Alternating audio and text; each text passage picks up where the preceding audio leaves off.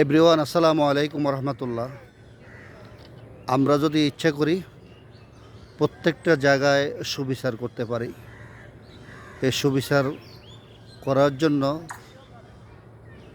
কোনো গ্রহ থেকে আলাদা কোনো মানুষ আসবে না, কারণ প্রত্যেকটা ব্যক্তির মাঝে আদালত রয়ে গেছে। সে যতটুকু এই আদালতে নিজের জন্য সুবিচার করবে, অপরের জন্য তাই করবে। এটাই হলো স্বাভাবিক নিয়ম।